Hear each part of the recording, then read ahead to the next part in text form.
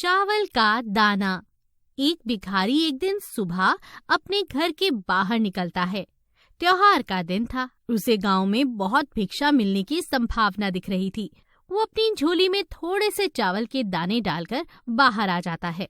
चावल के दाने उसने डाल लिए थे अपनी झोली में, क्योंकि झोली अगर भरी दिखाई पड़े तो देखने वाले को आसानी हो जाती है। उसे लगता है कि किसी और ने भी दिया है। सूरज निकलने के करीब था। मार्ग पर आते ही सामने से राजा का रथ आया हुआ था। भिखारी सोचता है आज राजा से अच्छी भीख मिल जाएगी। राजा का रथ उसके पास आकर रुक जाता है।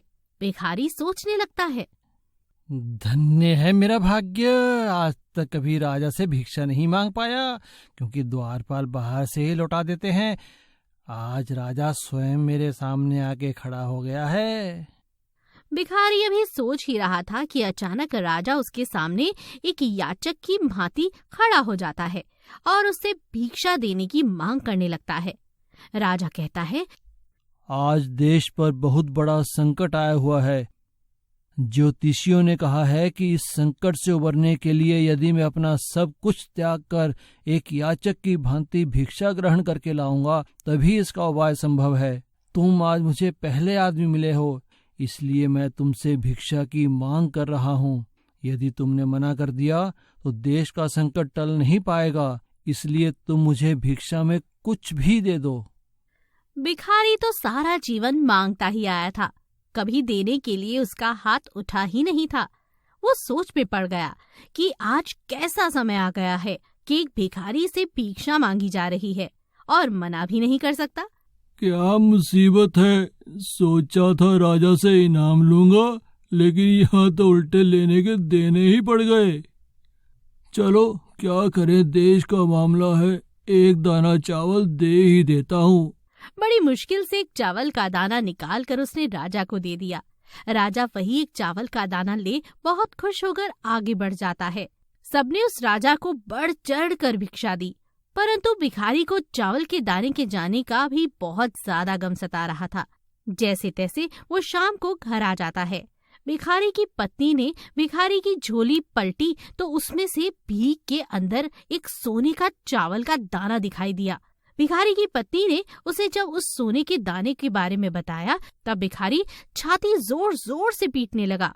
हरी मेरी फूटी किस्मत, मैंने राजा को और कुछ क्यों नहीं दिया, राजा को सारे चावल के दाने क्यों नहीं दे दिए।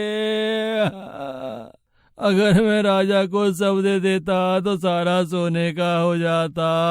हे प्रभु, मैंने ये क्या कर दिया, अपने पैरों पर खुद ही कुल्हाड़ी मार दी। भगवान, आप रो क्यों रहे हो जी? भिखारी सारी बात अपनी पत्नी को बताता है। तब उसकी पत्नी कहती है, तुम्हें पता नहीं कि जो दान हम देते हैं वही हमारे लिए स्वर्ण है। जो हम इकट्ठा कर लेते हैं वो सदा के लिए मिट्टी हो जाता है।